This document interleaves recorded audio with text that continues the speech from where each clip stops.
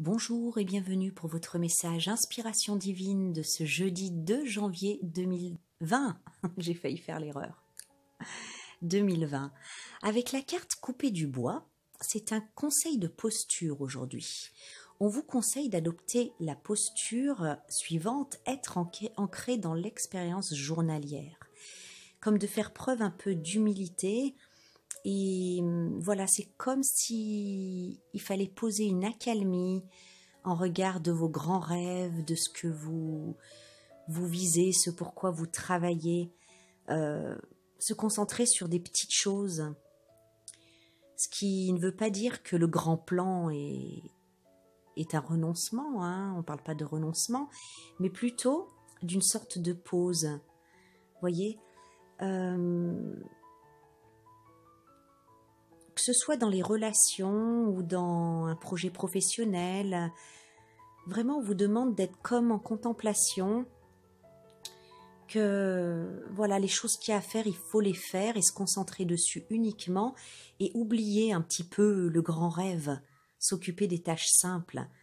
Relevez vos manches, lavez la vaisselle, faites un feu, lisez un livre, partagez un repas, ne dites rien, fixez le vide, ramassez vos chaussettes, racontez une blague stupide, mais laissez-vous de l'espace pour respirer quant à une ambition, quant à quelque chose sur lequel vous faites focus en ce moment. Voilà, il est temps de faire plutôt une pause que des grands pas de géant, de s'occuper des tâches simples et de mettre un tout petit moment de côté votre grand rêve. Cette carte coupée du bois, elle vient en fait du conseil proverbe zen qui dit couper du bois, transporter de l'eau. Pour voir ses rêves se réaliser, pendant que vous faites ça, pendant que vous faites les petites tâches, eh bien l'énergie se met en place, l'esprit avec un grand E enclenchera les choses pour vous. Voilà, être vraiment dans la conscience du moment présent, lâcher prise. Il y a une nécessité un petit peu de lâcher prise. Alors on va voir comment s'articulent les choses et dans quel sens on a ce conseil-là. Donc on a la carte des souris. Donc les souris, eh bien elles grignotent, elles volent dans la réserve. Et ça peut en fait représenter un petit stress mental. Un petit stress mental, je ressens en fait par rapport à quelque chose qui n'avance pas tout à fait comme vous le voulez. Et pour le moment, vous ne pouvez rien faire, mais en plus, il est conseillé de ne rien faire par rapport à ça, de ne pas agir et de tout simplement laisser les choses se mettre en place. L'impatience que ça crée chez vous, de faire focus sur ce projet, sur cette relation, en tout cas sur le résultat, est complètement inutile, mais en plus, voilà, vous brouille l'esprit et vous rend malheureux. Alors le mieux à faire effectivement, c'est d'être en conscience dans les gestes du quotidien, comme on vient de le dire, et se concentrer sur ce qu'il y a à faire aujourd'hui, personnellement, dans le quotidien, dans votre vie de tous les jours. Avec la carte du renard, on a ici justement une histoire de stratégie. C'est comme adopter une stratégie, cette posture et le fait d'adopter une stratégie pour voir ses grands rêves se réaliser. Avec la carte du temps, là, à droite, eh bien, voilà, on vous dit que c'est une question de temps, que vous ne pouvez. Vous avez fait tout ce qui était en votre possible et tout ce qui était conseillé de faire, et qu'il faut laisser les choses maintenant se mettre en place.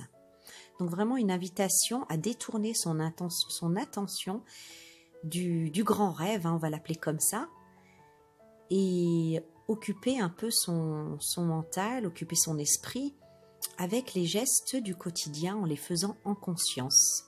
Laissons l'énergie faire, laissons l'univers faire maintenant et mettre les choses en place. Alors avec la carte conseil, on va mettre Bouddha par ici. Hop. Nous avons pas le bon moment. Voyez ? Donc pas le bon moment, la réponse n'est pas un non par rapport à votre projet, à ce qui vous préoccupe, c'est simplement un pas encore. Pas encore. On a bien eu la notion du temps, donc inutile de stresser, inutile de rajouter des couches, d'en rajouter des tonnes au niveau de l'action, mais plutôt concentrez-vous, comme on l'a vu avec couper du bois, sur votre quotidien, sur des gestes simples, sur ce que vous avez à faire aujourd'hui, et puis c'est tout. Une invitation donc à être patient en attendant que la vie vous informe du synchronisme parfait, vous fasse des signes en vous montrant ce que vous devez faire. En tout cas, en matière de faire, il n'y a rien d'autre à faire que ce que vous avez déjà fait en regard de ce projet. Mais au contraire, là, c'est une invitation à être. Et c'est vraiment dingue comme il faut travailler rien que pour être et non pas pour faire. Tout va bien, cela dit. Tout va bien, vraiment.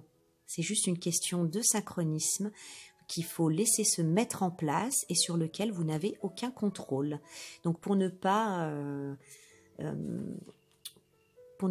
transférer des énergies de négativité ou des sentiments d'échec, pour ne pas être dans un stress mental, on vous conseille tout simplement de détourner momentanément votre attention. Voilà ce qu'il y a à faire aujourd'hui, être. Je vous souhaite une belle journée et je vous retrouve demain pour le message Inspiration Divine. Bonne journée à vous.